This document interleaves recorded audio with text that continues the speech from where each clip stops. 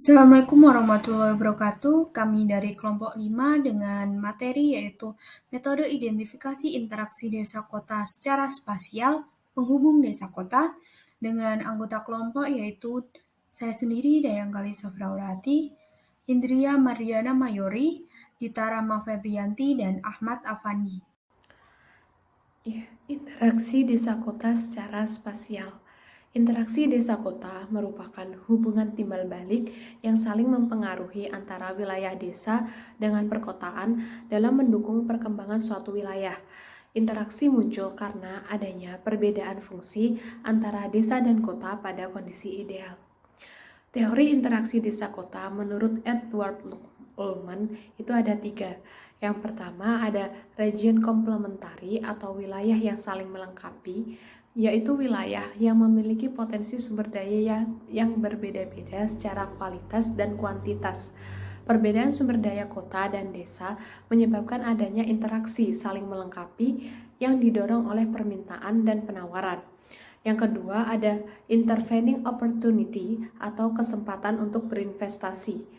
Adanya kesempatan untuk timbulnya interaksi antar wilayah dan dapat memenuhi kebutuhan sumber daya wilayah tersebut. Jadi semakin besar intervening opportunity, maka semakin kecil arus komoditas.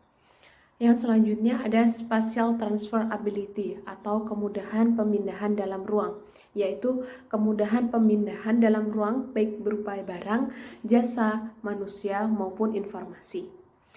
Interaksi desa kota dapat dilihat dari beralihnya mata pencaharian masyarakat desa dari agraris ke non-agraris, munculnya penglaju karena didukung oleh sarana transportasi yang memadai, perdagangan hasil pertanian, industri, dan kemajuan bidang pendidikan.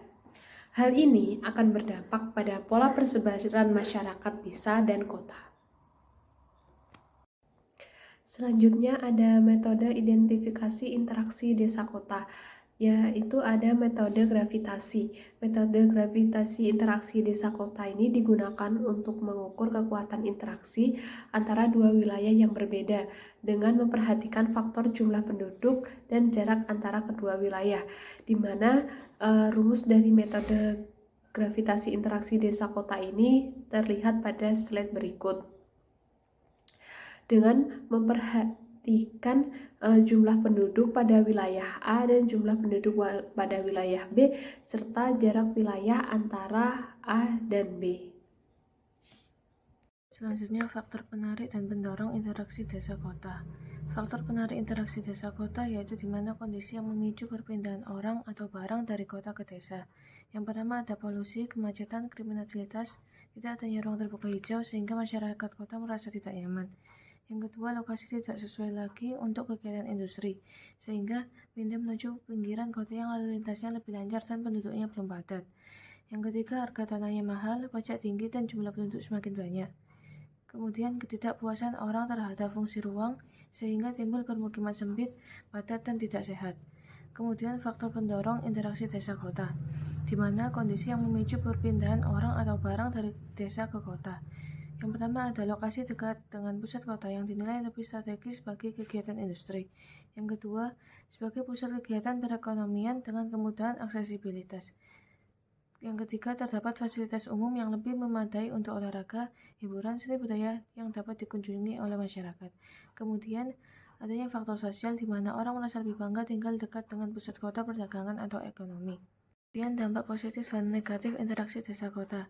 Dampak positif bagi desa yaitu meningkatnya taraf pendidikan, informasi dan komunikasi lebih mudah diterima oleh masyarakat, pembangunan infrastruktur di desa meningkat, meningkatnya kesejahteraan penduduk akibat meratanya pembangunan, dan berkembangnya organisasi di desa yang bertujuan untuk mengembangkan dan meningkatkan kesejahteraan penduduk. Kemudian bagi kota, terdapat dampak positif dari interaksi desa kota yaitu tercukupinya kebutuhan pangan bagi penduduk kota berkat suplai barang dari desa, jumlah tenaga kerja di kota bertambah banyak dan melimpah berkat suplai orang dari desa, produk kota dapat dipasarkan di desa, dan peluang untuk berwirausaha bagi warga kota semakin luas. Kemudian dampak negatif interaksi desa kota. Bagi desa yang pertama yaitu adanya modernisasi, yakni pengaruh kota dapat menunturkan orientasi petani sebagai mata pencarian. Kemudian, siaran yang ada dapat mempengaruhi sikap masyarakat desa untuk hidup konsumtif. Tenaga muda di desa lebih tertarik bekerja di kota daripada menjadi petani. Tata cara dan pola hidup masyarakat kota cenderung mengubah masyarakat desa. Dan pencemaran lingkungan, meningkatnya pengangguran, pembangunan tidak terkendali, berkurangnya bahan pangan, dan lainnya. Kemudian bagi kota terdapat dampak negatif dari interaksi desa kota. Yang pertama, penduduk desa yang datang ke kota tanpa keahlian dapat menimbulkan permasalahan seperti kemiskinan. Kemudian, penduduk berpendapatan rendah semakin sulit memenuhi kebutuhan hidup.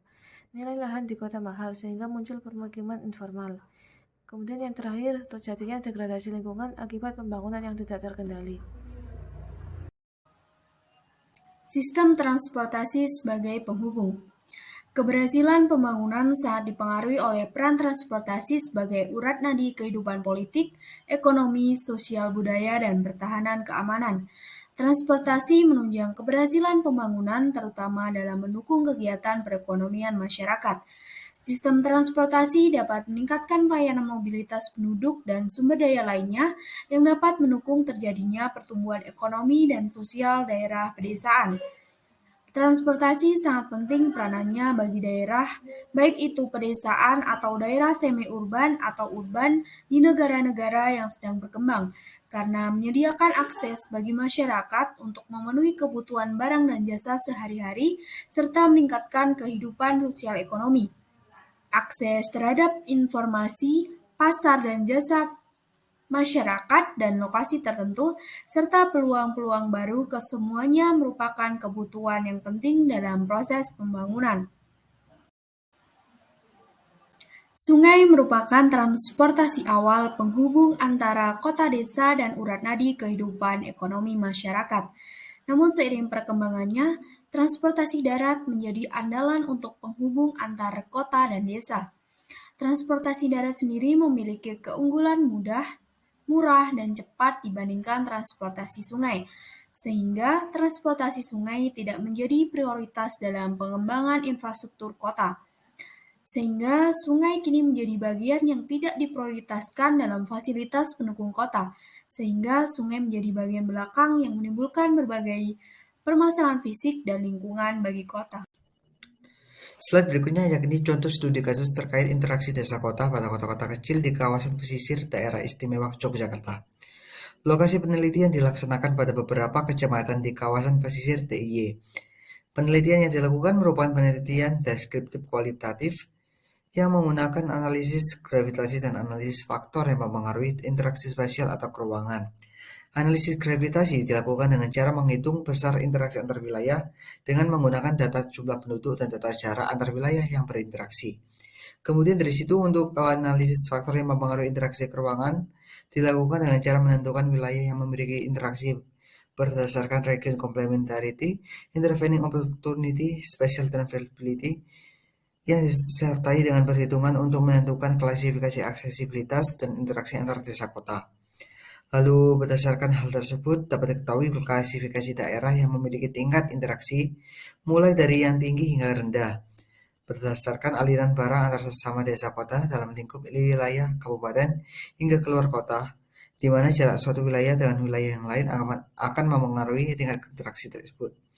Lalu dari kedua analisis yang telah dilakukan menunjukkan bahwa interaksi desa kota di kawasan pesisir daerah istimewa Yogyakarta dipengaruhi oleh faktor jarak, biaya, ketersediaan barang, jumlah penduduk, dan komunitas yang dimiliki wilayah.